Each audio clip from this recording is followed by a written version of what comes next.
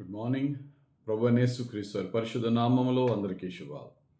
ఈరోజు మన అనుదిన ఆత్మీయ ఆహారంగా సామెతల గ్రంథము 30 అధ్యాయము 2-3 వచనాలు ధ్యానించుకుందాం. సామెతలు 30:2-3 వచనాలు.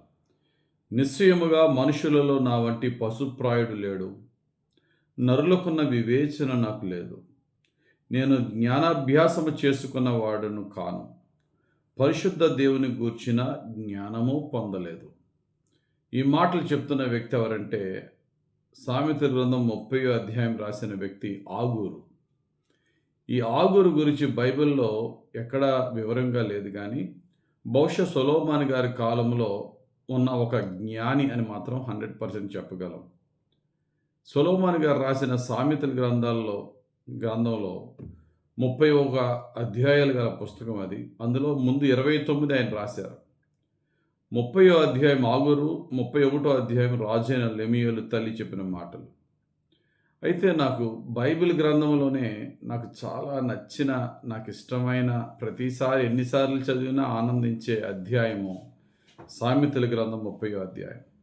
భక్తుడు ఎంత జ్ఞానాన్ని ఇచ్చాడంటే, ప్రభువా నేను రెండు నిన్ను అడుగుతున్నాను, ఆ రెండు నాకు ఆ రెండు విషయాల్లో నాయన నీ దయ నాపై చూపించు ప్రభువా.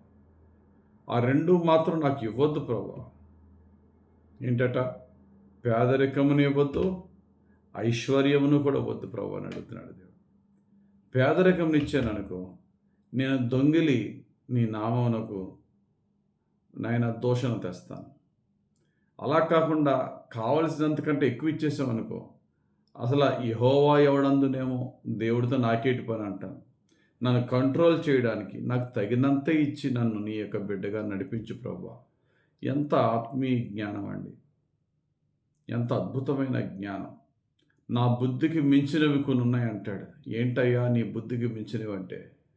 ఆకాశంలో ఎగురు పక్షిరాజు జాడ, సముద్రంలో వెళ్ళు ఓడ వెళ్ళిన జాడ, బండ మీద సర్పము నడిచిన జాడ, జారినితో పురుషుని జాడ. ఎంత అద్భుతమైనటువంటి వివరణ. ఆకాశంలో పక్షి వెళితే ఆ బాట మనకు కనబడదు, నీటి మీద ఓడ వెళ్తే వెళ్ళిన బాట మనకు కనబడదు, పాము మట్టిలో నడిస్తే పాము బాట కనబడదు, కానీ బండ మీద సర్పం బాట కనబడదు. అలాగే పురుషుని బాట జారినితో వాడిది కూడా అడ్రస్ లేకుండా పోతుంది. ఇవన్నీ కూడా ఒకటి కాదు. ఆ సామెతల 30 అధ్యాయం అంతా ప్రతి వచనం జ్ఞానంతో నింపబడిన వచనం, అద్భుతమైన వచనం. అంత జ్ఞానాన్ని ఇచ్చిన వ్యక్తి ఆ యొక్క అధ్యాయం ప్రారంభంలో ఎంత దీనత్వాన్ని ప్రదర్శిస్తున్నాడు చూడండి. నిశ్చయముగా మనుషులలో నా వంటి పశుప్రాయుడు లేడు, నరులకున్న వివేచన నాకు లేదు.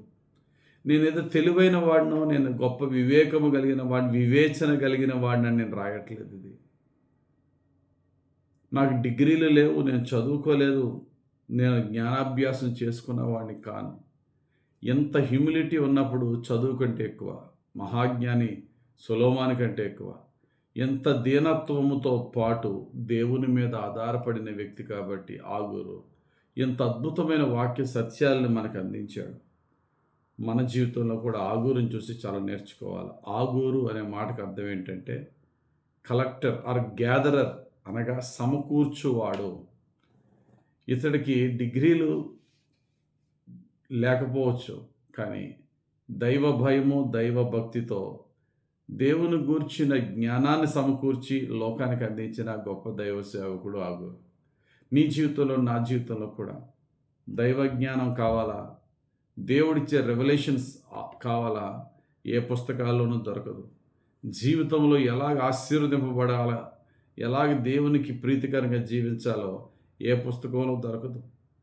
బైబిల్ చదివినా అర్థం కాదు.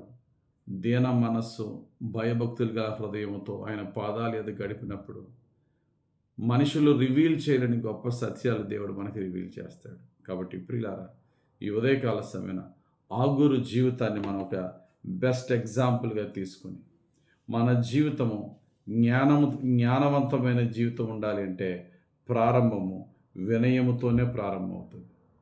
మానవ జ్ఞానం పరిమితమైనది, దేవుని జ్ఞానం అపరిమితమైనది. ఆయన యందు భయభక్తులతోనూ వినయముతోనూ మనం గడపగలిగినట్లయితే మనుషులకు రివీల్ కానివి, మనుషులకు అర్థం కానివి, యోచన కానివి దేవుడు మనకి నేర్పుతాడు. దీని అంతటికీ మూలము దీన మనసు, విరిగిన హృదయము, జ్ఞానానికి ఒక ద్వారం అది. కాబట్టి దేవుడిని అడుగుదాం, ప్రభువా ఆగూరు గారిని చూసి నేర్చుకుంటున్నాను. నా జీవితంలో నీవు నాకు ఎన్ని డిగ్రీలు ఇచ్చినా, ఎంత మంచి జ్ఞానం ఇచ్చినా, నా జ్ఞానము నా డిగ్రీలంతా సున్నా ప్రభువా. నీ పాదాల యొద్ద ప్రతిరోజు నేర్చుకునే భాగ్యం దయచేయి. ఈరోజు నేను నడవలసిన మార్గం, ఈరోజు నా ఉద్యోగంలో చిన్నదైనా పెద్దదైనా ఏ నిర్ణయాలు తీసుకోవాలో నువ్వు నాతో మాట్లాడు ప్రభు అని దేవుని దగ్గర ఆగూరు గారిలాగా వినయ మనసుతో భయభక్తులతో గడిపినట్లయితే మనకంటే జ్ఞానవంతులకు తెలియని విషయాలు దేవుడు మనకి నేర్పి మనల్ని తలగా చేస్తాడే కానీ తోకగా చేయడు. తల ఎత్తుకునేవాడుగానే చేస్తాడు కానీ తల దించుకునేవాడిగా చేయడు. దేవుని యొద్ద గడిపి దేవుని చిత్తాన్ని తెలుసుకుని ముందుకు వెళ్దాం. దేవునికి మహిమార్థంగా, మనకి దీవెనకరంగా, అనేకులకు సాక్షార్థంగా జీవించలాగున వినయముతో భయభక్తులతో ప్రభు పాదాలు ఎదుగు గడుపుదాం. దేవుడి వాక్యం మన జీవితంలో నెరవేర్చునుగాక. ఆమేన్. పరిశుద్ధుడా, ప్రేమ కలిగిన తండ్రి, భక్తుడైన ఆగూరుగా ఏ విధంగా తన్ను తాను తగ్గించుకొని సంపూర్ణంగా నీ మీద ఆధారపడి నీ పాదాలు ఎదుగు గడుపుదే సామెతల గ్రంథం 30వ అధ్యాయం ఎంత అద్భుతంగా రాశారయ్యా. అట్టి జ్ఞానం ఆయనకి ఇచ్చారు.